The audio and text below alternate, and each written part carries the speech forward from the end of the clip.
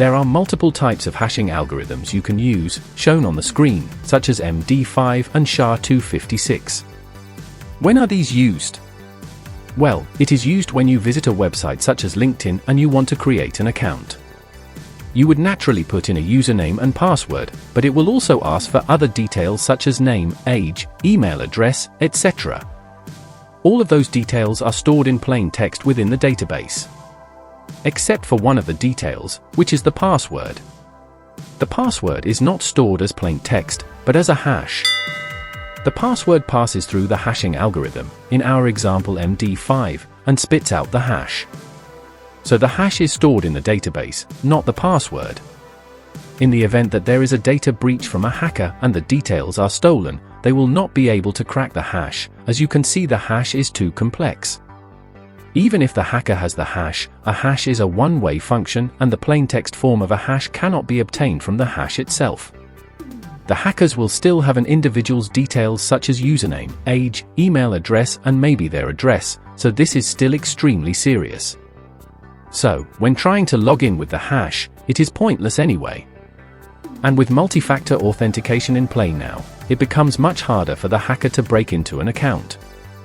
At least for the password side of this, it is still paramount that your password is a lot more complex, as we are about to explain.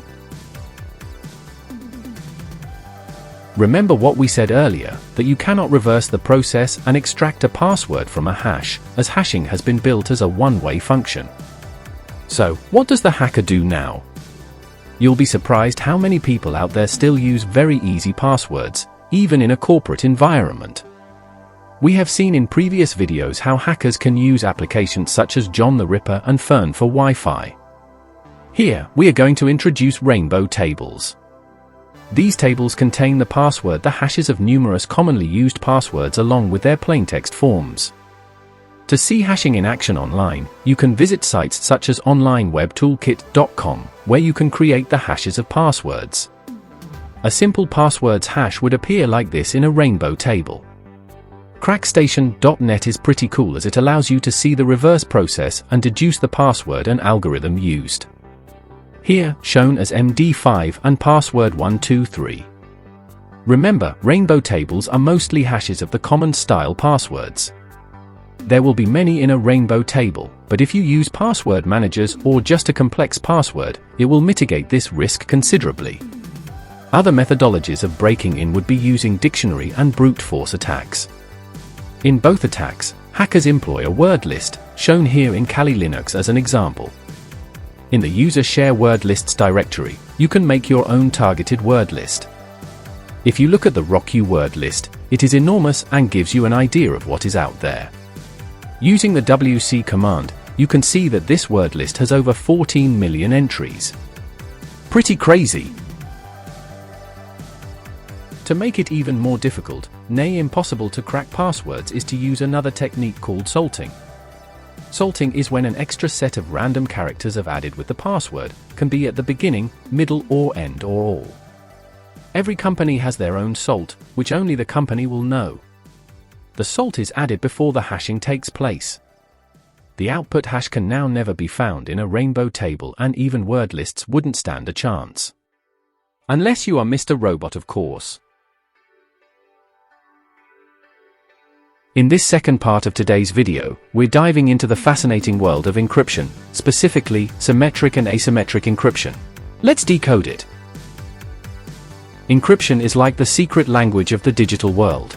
It ensures that even if someone intercepts your data, they can't understand it without the right key.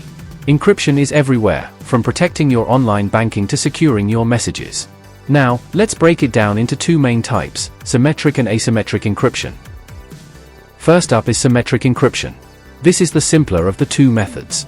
Imagine John on the left and his friend, Sue on the right, share the same key to lock and unlock a file. In this case, the same key is used to both encrypt and decrypt the data. It's super fast and works well when you trust the person you're sharing the key with. But there's a catch: if someone else gets their hands on the key, they can access the data too. A common example of symmetric encryption is the AES or Advanced Encryption Standard algorithm. Now let's move to asymmetric encryption. Here, we use two keys, a public key and a private key pair. The public key is like a mailbox out in the street, anyone can drop a letter in, so the public key is available to anyone, but only the person with the private key can unlock it and read the letter. This method is slower but far more secure for sharing information with people you don't know. The RSA algorithm is a popular example of asymmetric encryption. Here's the cool part: symmetric and asymmetric encryption often work together. But in this example, we are going to use asymmetric encryption where both John and Sue exchange their public keys. Now, if Bob wants to send a document to Sue, he will use Sue's public key to encrypt the document, so that if it is intercepted by a hacker, the hacker cannot decrypt this document as he will need Sue's private key. As you can see, once the document has reached Sue, she now uses her own private key to decrypt the message from John. The beauty of this technique is that the public and private keys are linked, but you cannot derive the public key from the private key and vice versa. In the next section, I will show how to create a public and private key pair on Linux, so that you can install the keys on a server as an example. Here we are on an Ubuntu machine on a VM, and we are going to find the server called Metasploitable, that we are going to install the keys on in a future video. ARP-A gets us the IP of the server, ending in .152. Without a key pair, if I just try to SSH to this server, it will not be able to do so. The command, SSH root at 192.168.1.152 shows that we are unable to negotiate with the device on port 22, because we have no matching host key type found. Generating a key pair locally will help. If you look at the Ubuntu terminal, I have input the command, ssh-keygen-trsa. This is to create two keys, one is called a private key and the other is called a public key. The private key is going to stay on our own personal computer, so it's a way to identify this computer that I'm sitting at right now. The public key is the one we are going to upload to our server. But for now, all you need to know is that we have generated a totally unique key pair, now stored in the home directory. After generating the key pair, if you just run an ls command, you cannot see anything in your home directory. That is because this is hidden in the .ssh directory, so this is shown with ls-la. The .ssh folder is visible, but if you now cd to this directory, you can see the private and public key are visible. The public key will be installed on the server in a later video.